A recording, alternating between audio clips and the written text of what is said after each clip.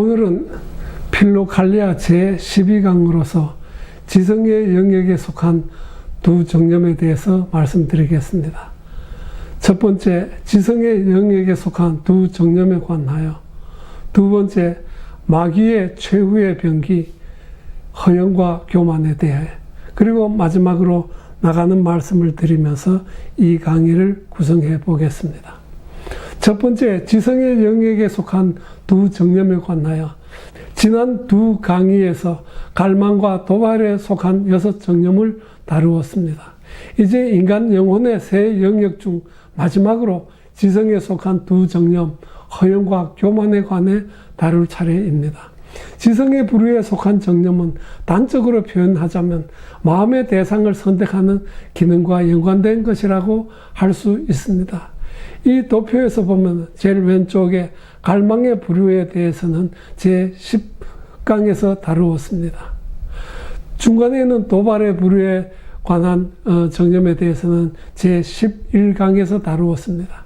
이제 제12강에서는 제일 오른쪽에 있는 지성의 부류에 속한 허영과 교만의 정념에 대해서 다루겠습니다.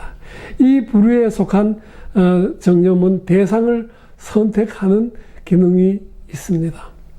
지난 제10강의에서 다룬 갈망의 영역에 속한 세 정념, 식탐과 음란과 탐욕, 즉 돈을 좋아하면 각기 해당하는 대상은 감각적 쾌락, 그러니까 즐거움을 주기 때문에 그것들을 취하고 집착하는 성향이 있습니다. 제11강의에서는 도발의 영역에 속한 세 가지 정념, 분노, 슬픔, 권태에 관해서 다루었는데, 이것들은 위의 갈망의 것과 반대로 감각적 불쾌감, 고통과 불만족감을 주는 대상에 대해서 혐오하고 분노하고 밀쳐내는 성향이 있습니다. 앞 강의에서 운전대를 잡은 두 팔이 가려는 방향에 따라서 한 손으로는 당기면서 동시에 다른 한 손은 밀어야 한다고 설명했습니다. 당기는 손을 갈망의 영역, 미는 손을 도발의 영역이라고 했습니다. 이제 지성의 영역에 관해 말하자면 이 두 손으로 조절하는 사람의 지성을 말하는 것입니다. 이제 쌍두마차를 상상해 봅시다. 마부는 두 마리의 말, 즉 갈망이라는 말과 도발이라는 말로 이끌고 있는 쌍두마차를 운전하는 마부에 비교할 수가 있겠습니다. 이 마부가 바로 지성이라고 할 수 있습니다. 이 그림에서 볼 것 같으면 8 정념과 쌍두마차 간의 그 관계를 그림으로 설명해 보겠습니다. 오른쪽에 있는 말은 갈망의 영역에 속한 말입니다. 식탐과 음란과 탐욕일 것이며, 왼쪽에 있는 말은 도발의 영역에 속한 말입니다. 분노와 슬픔과 나태입니다. 이 두 마리를 몰고 있는 이 쌍두마차의 마부는 지성의 영역에 속한 정념으로서 허영과 교만이라는 것이 되겠습니다. 마부의 역할은 항해하는 배의 조타스에 비유하기도 합니다. 갈망이라는 말이 그 대상이 주는 쾌락에 취하고 집착함으로써 한쪽으로 치우치려고 할 때 도발이라는 말을 이용해서 반대편으로 당기면 됩니다. 다시 말해서 갈망의 영역에 속한 정념, 즉 식탐과 음란과 탐욕을 통제하려면 금식과 금욕과 무소유하는 것만으로는 부족합니다.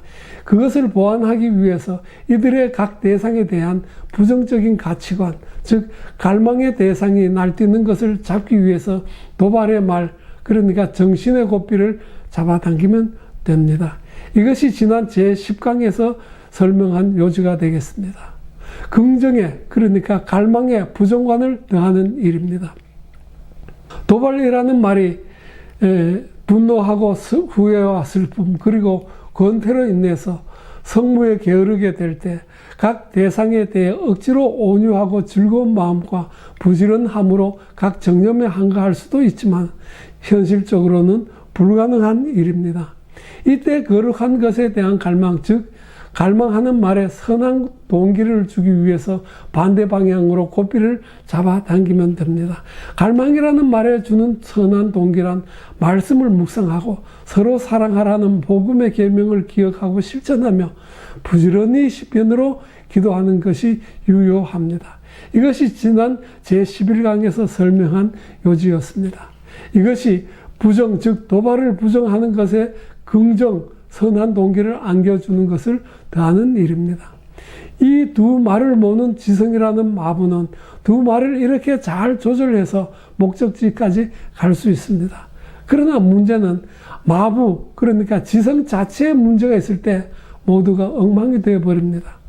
두 마리의 말을 조절하는데 익숙할수록 이 마부는 자신의 기술에 만족하고 자신의 지성을 신뢰하고 의지하며 쉽고 익숙한 길로 여기서 방심할 때 큰 사고를 냅니다. 여기서 큰 사고란 필로칼리아 교부들은 목적을 상실하는 것이라고 합니다.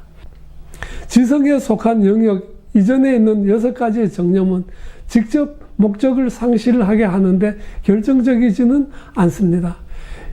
필로칼리아 제1권 125쪽에 영혼을 괴롭히는 다른 정념들은 각기 자신과 반대되는 한 가지 덕을 공격하여 정복하려 하며 영혼을 부분적으로만 괴롭히고 어둡게 합니다. 했습니다. 이렇게 쌍두마차의 마부, 인간의 지성을 망가뜨리려면 전쟁의 상황은 끝나는 것을 아는 이 마귀는 처음에는 허영이 슬며시 들어와서 자리를 잡는 동시에 교만이라는 딸을 생산합니다. 허영과 교만이라는 이 모자가 인간 지성을 점령하는 순간 마부는 그동안 하나님의 나라 구현을 위해서 질주하던 말머리를 돌려서 공중의 권세자 사탄에게 충성을 바치기 위해서 달려갑니다. 이러한 상황을 만들려는 마귀는 그의 최후의 병기를 사용합니다. 그것이 바로 허영과 교만이라는 것입니다. 두 번째, 마귀의 최후의 병기. 첫 번째, 허영에 대하여. 허영에는 두 종류가 있습니다. 세상적인 허영과 수덕적인 허영입니다. 세상적 허영이란 세상의 것으로 허영의 재료로 삼은 것입니다. 예를 들면 재물이나 권세, 지식과 명예, 화려한 의상과 기금속으로 치장하는 것 등으로서 남보다 더 돋보여서 남보다 높은 자리에 앉아서 의수되는 것을 말하는 것입니다. 보통 세상에 사는 우리는 세상적 허영을 갈망하고 귀중한 시간과 돈을 들여서라도 허영을 추구합니다. 주님은 밭에 소출이 풍성한 어느 부자에게 이렇게 질문하셨습니다. 누가복음 12장 16절로 20절까지 세 번역으로 그는 혼자 말하였다. 이렇게 해야겠다. 내 곡간을 헐고서 더 크게 짓고 내 곡식과 물건들을 거기에 쌓아두겠다. 그리고 내 영혼에게 말하겠다. 영혼아, 열해 동안 쓸 많은 물건을 쌓아두었으니 너는 마음 놓고 먹고 마시고 즐겨라. 그러나 하나님께서 말씀하셨다. 어리석은 사람아, 오늘 밤에 내 영혼을 내게서 도로 찾을 것이다. 그러면 내가 장만한 것들이 누구의 것이 되겠느냐라고 했습니다.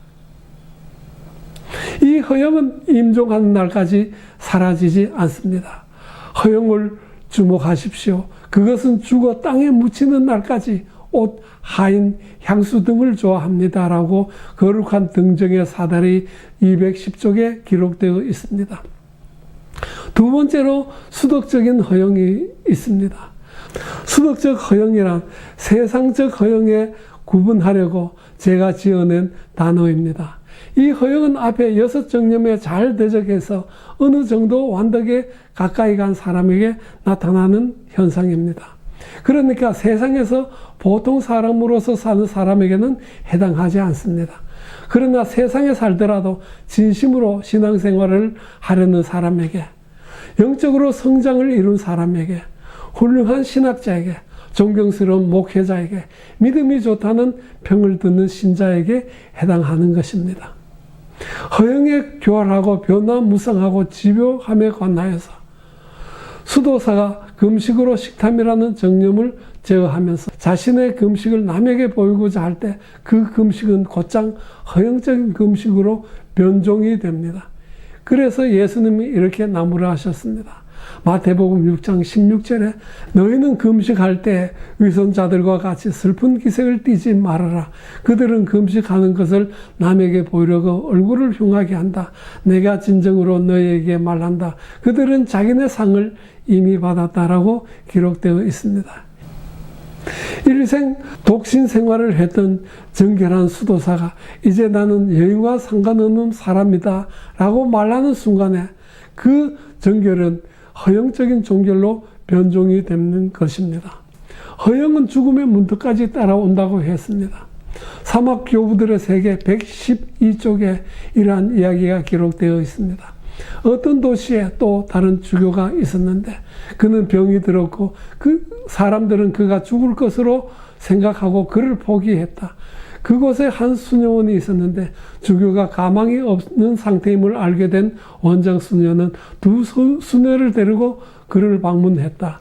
주교가 그들과 이야기를 하는 동안 그의 침대 가까이 서 있던 한 수녀가 그가 어떠한 상태인지 알기 위해서 그의 발을 만졌다. 그는 이 접촉에 자극을 받았다. 그래서 원장 수녀에게 나를 가까이서 보살펴 줄 사람이 없으니 이 수녀가 나와 함께 있어 내가 이 수녀의 간호를 받을 수 있도록 허락해 주시겠습니까? 라고 요청했습니다. 원장 수녀가 의심하지 않고 그녀가 그곳에 남아있도록 허락했다. 마귀의 시험에 빠진 그는 수녀에게 익힌 생선을 조금 가져다가 먹게 해달라고 부탁했다. 그래서 그녀는 그 말대로 했다. 식사한 후에 그는 나와 함께 누워 죄를 짓자라고 말했다. 그녀가 아이를 베게 되었다라고 기록되어 있습니다. 탐욕을 청빈 생활과 자선으로 다룹니다. 그러나 그것으로 인해 다른 사람에게 칭찬을 기대하는 동시에 허영적 자선으로 변하는 것입니다. 누가복음 21장 1절에서 4절에 예수께서 눈을 들어 부자들에게 헌금궤에 헌금하는 것을 보시고 또 어떤 가난한 과부가 거기에 렛돈 2잎을 넣는 것을 보셨다. 그래서 예수께서는 말씀하셨다. 내가 진정으로 너에게 말한다. 이 가난한 과부가 누구보다 더 많이 넣었다. 저 사람들은 다 넉넉한 가운데 자기들의 헌금을 넣었지만 이 과부는 구차한 가운데서 가지고 있는 생활비 전부를 다 털어넣었다라고 기록했습니다. 허영이라는 마귀는 아첨하는 자입니다. 그러므로 사람의 칭찬에 무관심한 것은 큰 업적이며 허영이라는 마귀를 부인하는 것입니다. 거룩한 등정의 사다리 211쪽에 아첨하는 사람은 마귀의 종이요 교만의 교사요 마음의 통해를 파괴하는 자요 덕의 파괴자요 심술 굳은 안내자입니다. 선지자는 내 인도자들이 너를 유혹하여 내가 다닐 길을 어지럽히느라고 말합니다라고 기록되어 있습니다. 분노를 겉으로 감추고 온유한 채 하면서 뒤로는 복수심을 품거나 낙심과 권태 등 온갖 내면의 허물을 거룩한 모습을 보여줌으로써 겉을 꾸미려 합니다. 이렇게 헛된 영광으로 외식하는 자들을 주님이 저주하셨습니다. 화잇을 진저 외식하는 서기관들과 바리새인들이여 회칠을 한 무덤 같으니 겉으로는 아름답게 보이나 그 안에는 죽은 사람의 뼈와 모든 더러운 것이 가득하도다라고 마태복음 23장 27절에 기록되어 있습니다. 그러므로 허영, 자만심이 내면에 들어오는 것을 알아차리기 어렵습니다.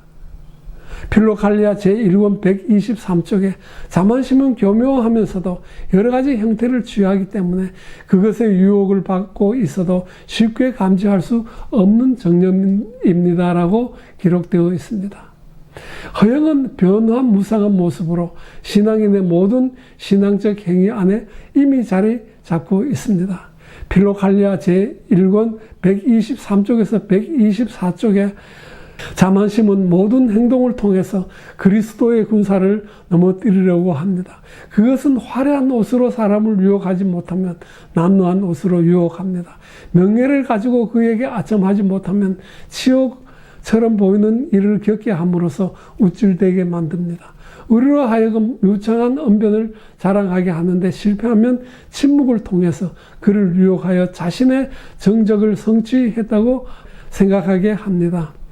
좋은 음식에 대한 생각으로 그를 유혹하지 못하면 사람들로부터 칭찬을 받기 위해 금식하도록 유혹합니다라고 기록되어 있습니다. 허영은 대상을 가리지 않고 실패와 성공 여부도 따지지 않습니다. 다시 말해서 허영은 전천후이면서 그 상대가 강하면 강할수록 허영의 힘도 강하고 모습도 다양해집니다. 요한 클리마쿠스는 그의 책 거룩한 등정의 사다리에서 이렇게 설명하고 있습니다. 태양이 모든 사람을 동일하게 비추어 주듯이 허영은 모든 일에 작용합니다. 다시 말해서 금식할 때 허영심이 강해집니다. 자신에게 관심을 두지 않기 위해서 금식을 멈추면 자신의 신중함을 인해 허영심을 느낍니다. 옷을 제대로 잘 입든 말든 허영심을 느낍니다. 말을 하든지 침묵하든지 허영에 패배합니다라고 210쪽에 기록되어 있습니다. 그러므로 변화무쌍하고 속이는 데 능한 이 허영이라는 마귀를 대적해서 싸우는데 기술이 정말 필요합니다. 요한 카시아누스는 이렇게 권고하고 있습니다. 영적 싸움에 참여하여 의의 멸관을 얻기를 원하는 사람은 여러 가지 형태를 취하는 이 짐승을 정복하기 위해 온갖 수단을 사용해야 합니다. 그는 항상 다음과 같은 다윗의 말을 명심해야 합니다. 너를 대항하여 진친 그들의 뼈를 하나님이 흩으심이니라. 무슨 일을 하든지 사람들의 칭찬을 받으려는 목적으로 하지 말고 오직 하나님의 상급을 구해야 하며 마음속에서 생겨나는 자기 자랑의 생각을 부인하며 자신을 하나님 앞에서 아무것도 아니라고 간주해야 합니다. 이렇게 하면 하나님의 도움을 받아 자만심의 마귀에서 벗어날 수 있을 것입니다. 라고 필로갈리아 제1권 125쪽에 이렇게 기록되어 있습니다. 마귀의 최후의 병기 두 번째, 교만. 요한 카시아누스는 마지막 정념인 교만에 대해서 다른 정념에 비해서 가장 사악하고 사나운 마귀라고 했습니다. 필로갈리아 제1권 125쪽에 우리가 대적해야 할 8번째 마귀는 교만입니다. 그것은 지금까지 다루어온 마귀들보다 더 사납고 악한 마귀입니다. 그 마귀는 우선적으로 완전한 사람들을 공격하며 거룩함의 산에 거의 도착한 사람들을 파괴하려 합니다라고 기록해 두었습니다. 허영이 성장하여 교만이 됩니다. 그러므로 교만은 4개 알파요 오베가입니다. 거룩한 등정의 사다리 216쪽에 구더기가 완전히 성장하면 날개가 생겨서 하늘 높이 날아오를 수 있습니다. 허영이 완전히 성장하면 교만을 낳는데 이것이 모든 악의 시작이요 또한 마지막입니다라고 기록되어 있습니다. 교만은 자기를 인정하고 이웃과 하나님을 부인하는 길입니다. 그러므로 교만은 자기를 부인하라고 하신 주님의 명령에 정면으로 배치되는 일입니다. 거룩한 등정의 사다리 217쪽에 교만은 하나님을 부인하는 것, 마귀가 꾸며낸 것, 사람들을 멸시하는 것입니다. 교만은 하나님의 도움으로부터 도망하는 것이요 정신착란의 전조요 몰락의 창시자입니다. 그것은 귀신 들림의 원인이요 노염의 근원이요 위선의 출입구입니다. 교만은 마귀들의 요새요 죄의 관리인이요 완악한 마음의 근원입니다. 교만은 긍휼을 부인하는 것이요 모진 바리새인이요 잔인한 재판관입니다. 그것은 하나님의 원수요 불경의 뿔입니다. 라고 기록되어 있습니다. 교만은 허영의 토대를 둔 최후의 사악한 정념으로서 허영 없는 교만은 존재하지 않습니다. 그러므로 허영과 교만은 항상 같이 다닙니다. 허영과 함께 출발한 교만의 중도는 이웃을 멸시하는 것이며 교만의 종착점은 하나님을 부인하는 것입니다. 거룩한 등정의 사다리 217쪽에 또한 이렇게 기록되어 있습니다. 허영이 떠나는 곳, 즉 허영의 출발점은 교만의 출발점입니다. 교만의 중간 지점은 이웃에게 모욕을 주는 것, 부끄러움을 모르고 자신의 업적을 과시하는 것, 자만, 정체가 드러나는 것을 싫어하는 것 등입니다. 교만의 종착점은 하나님의 도움을 거부하는 것, 자신의 노력을 과시하는 것, 그리고 악한 성향입니다라고 기록되어 있습니다. 교만한 자에게는 마귀도 필요 없습니다. 거룩한 등정의 사달의 221쪽에 교만한 사람에게는 마귀가 필요하지 않습니다. 왜냐하면 그는 이미 자신을 대적하는 원수 마귀로 변했기 때문입니다. 교만한 사람의 마음에서 하나님을 모독하는 말이 솟아나지만 겸손한 사람의 마음에는 거룩한 통찰이 솟아오릅니다라고 기록되어 있습니다. 또한 필로갈리아 제1권 126쪽에 그러나 교만이 불쌍한 우리 영혼의 주인이 되면 마치 큰 도시를 정복한 폭군처럼 행동하면서 영혼의 기초까지 완전히 파괴합니다. 교만 때문에 하늘에서 떨어진 천사가 이것을 증언합니다. 그는 하나님에 의해 피조되었고 모든 덕과 모든 지혜로 치장되었지만 그것을 주님의 은혜로 여기지 않았습니다. 그는 그것을 자신의 본성에 속한 것으로 간주했고 따라서 자신의 하나님과 동등하다고 여겼습니다. 라고 기록되어 있습니다. 허영이 없는 교만은 존재하지 않는다고 했습니다. 이 사악의 무리와 대적하기 위해서는 우리도 사랑과 겸손이라는 한 팀으로서 이 교만과 허영을 대적해야 되겠습니다. 거룩한 등정의 사달이 241쪽에 사랑과 겸손은 거룩한 팀을 이루어 작용합니다. 사랑은 칭찬을 하며 겸손은 칭찬받은 사람을 교만하지 않게 도와줍니다라고 기록되어 있습니다. 교만이 파놓은 함정을 피하기 위해서는 겸손이 필요합니다. 아빠 안토니가 말했다. 나는 원수가 온 세상에 올무를 치고 있는 것을 보고 탄식하면서 어떻게 저 올무를 헤쳐나가지라고 말했다. 나에게 한 음성이 들렸다. 겸손. 사막 교부들의 금은 대안토니 7번 43쪽에 이렇게 기록되어 있습니다. 교만의 치료제는 겸손입니다. 영어로 인간 휴머는 라틴어 휴무스 그러니까 흙이라는 단어에서 파생된 말이라고 합니다.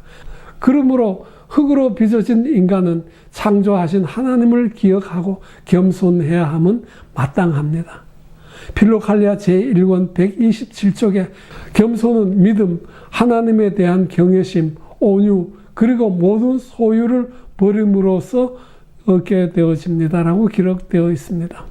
이집트 사막의 어느 수도사는 그의 시선을 지붕을 넘지 않았다라는 기록이 있습니다. 사막 교부들의 금은 161쪽에 보면 아빠 헬라디우스는 켈지에서 20년 동안 교회 지붕 높이 이상을 바라보지 않은 채 살았다고 기록되어 있습니다.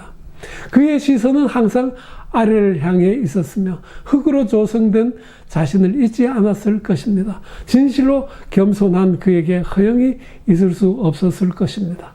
교만은 모든 사악을 품고 있듯이 겸손은 모든 덕을 수반합니다. 그러므로 겸손 하나만으로 다른 악덕을 물리칠 수 있습니다. 칠극이라는 책, 일조각에서 나온 판토아 선교사가 쓴 유명한 책이 있습니다. 교만은 겸손과 등을 지고 있다. 그런데 겸손은 모든 덕의 근본이다. 그러니 겸손이 무너진다면 어디에 덕을 쌓겠는가? 그러므로 교만은 하나의 죄이지만 모든 죄가 그것에 매여 있다라고 기록되어 있습니다. 그러나 자칫 우리는 겸손과 비겁함 또는 자기 비하 간의 구분이 어려울 때가 있습니다. 이때 사랑과 겸손을 한 팀으로 작용하게 하면 됩니다. 거룩한 등정의 사달이 241쪽에 사랑과 겸손은 거룩한 팀을 이루어 작용합니다. 사랑은 칭찬하며 겸손은 칭찬받은 사람을 교만하지 않게 도와줍니다라고 기록되어 있습니다. 마지막으로 나가는 말씀 드리겠습니다. 다시 정리하자면 인간 지성의 영역에 속한 두 정념으로 허영과 교만이 있습니다. 허영과 교만은 불가분의 관계로 상호작용합니다. 이 두 정념을 설명하기 위해서는 나누어서 설명하지만 실제 삶에서는 구분하기 어렵습니다. 허영이 없는 교만이란 있을 수 없으며 교만은 허영 없이 존재하지 않습니다. 인간 지성의 기능은 앞 두 강의에서 설명한 갈망하는 영역과 도발하는 영역에 속한 6 정념의 대상을 선택하는 기능을 합니다. 지난 제10, 11 강의에서 갈망에 속하는 정념은 감각적 쾌락을 주는 대상을 취하고 집착하는 반면 도발에 속한 정념은 그 대상에 불만족하거나 고통이 주는 것에 대해서 그것들을 배척하고 미워하고 분노하고 후회하고 슬퍼하고 권태를 느끼는 등 신경질적인 반응을 나타낸다라고 말했습니다. 이번 강의에서는 지성에 속한 정념을 다루면서 이러한 상황을 더 쉽게 설명하기 위해서 갈망과 도발이라는 두 말을 비유하면서 지성을 쌍두마차의 마부에 비유했습니다. 그러니까 갈망이라는 말과 도발이라는 두 말이 끄는 쌍두마차가 나가는 방향을 마부 지성이 담당한다라는 것입니다. 갈망의 영역에 속한 세 정념이 각기 그 대상을 취하고 집착함으로써 그쪽으로 치우치려고 할 때 도발이라는 말의 채찍, 즉 각 대상에 대한 부정관을 자극하여 방향을 바로 잡습니다. 도발의 영역에 속한 세 정념이 대상에 대해 분노하고 후회하고 슬퍼하고 나태에 빠졌을 때 갈망이라는 말에 채찍을 가함으로써, 다시 말해서 각 대상에 대해 선하고 온유하고 사랑스러운 감정을 주입함으로써 방향을 바로 잡습니다. 그런데 마부 자체에 문제가 생겼을 때 심각한 일이 생깁니다. 처음에는 하나님 나라를 향했지만 하나님의 나라가 아닌 마부 자신의 나라를 향하게 될 때 이 여정은 완전히 망하게 됩니다. 마부 자신이 그 나라의 왕이 됨으로써 사람들로부터 칭송을 받고자 합니다. 이것이 허영이라는 것이며 이 허영이 일어나는 동시에 교만을 낳습니다. 그러므로 허영과 교만은 항상 같이 다닌다고 했습니다. 교만의 여정은 허영과 함께 출발하여 그 중도는 이웃을 멸시하고 모욕을 주며 수치심이 없으며 자신이 하는 일을 과시하는 것이며 종국에 이르러서 교만은 하나님을 부인하고 하나님 없이 스스로 구원을 이룰 수 있다라고 생각하는 것입니다. 그러므로 지성이 허영과 교만에 점령당하면 모든 것을 잃어버립니다. 지성에 속한 두 정념은 모든 사악한 정념을 수반하기 때문입니다. 이에 대해서 겸손으로 교만을 물리치면 허영뿐만 아니라 다른 정념들도 한꺼번에 물리칠 수 있습니다. 겸손을 실천하기란 정말 어렵습니다. 이 겸손은 어디에서 구합니까? 겸손을 잃어버린 곳에서 찾아야 할 것입니다. 다음 강의에서 지성의 영역에 속한 정념, 즉 허영과 교만이 우리 내면에 들어오는 경로, 망각과 무지와 게으름에 대해서 다루겠습니다.